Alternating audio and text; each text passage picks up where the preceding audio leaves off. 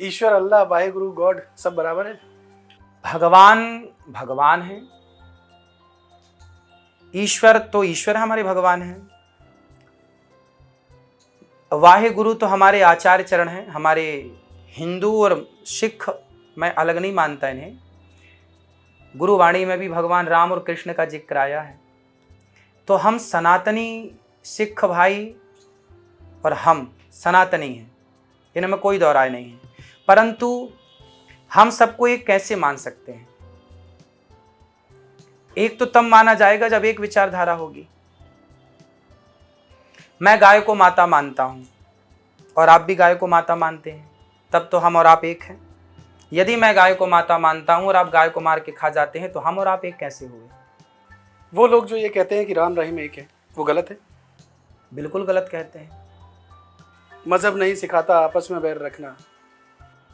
राम और रहीम यदि एक हैं तो फिर राम रहीम एक है, ये बात केवल मंदिरों से ही क्यों निकले? मस्जिदों से भी निकले।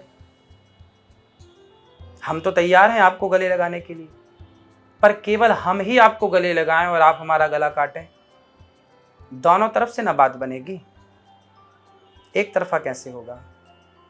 हमें तो कोई ऐतराज नहीं है सबको गले लगाने में, परंतु क्या हमारी तरह बड़प्पन सामने वालों में है? क्या हमारी तरह धैर्यता सामने वालों में है? नहीं है।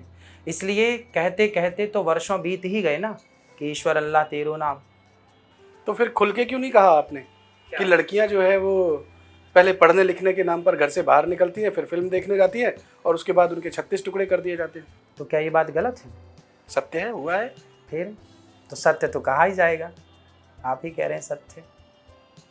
तो लड़कियों को फिल्म देखने पर आपत्ति कर रहे हैं या फिर ये कह रहे हैं कि प्रेम भी धर्म और मजहब देख करके करना? ये जो लड़का लड़की स्कूलों में कर रहे हैं इसे आप प्रेम मानते हैं? मेरे सीधे सवाल पे आइए।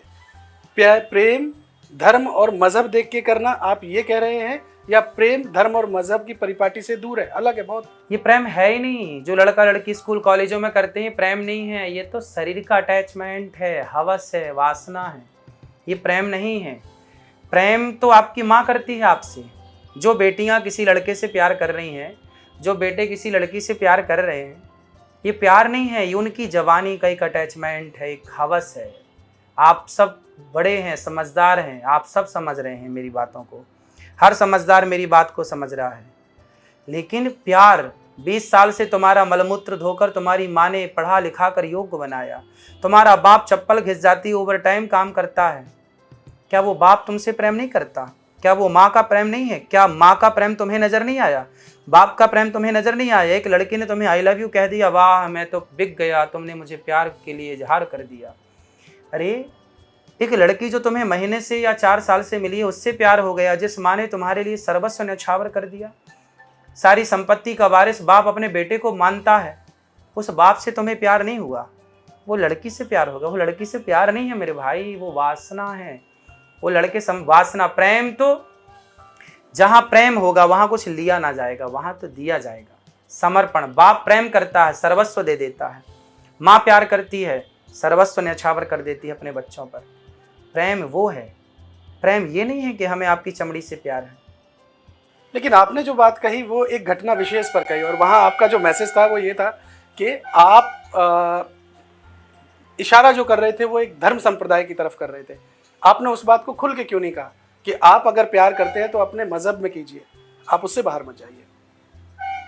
आपको दिक्कत क्या है?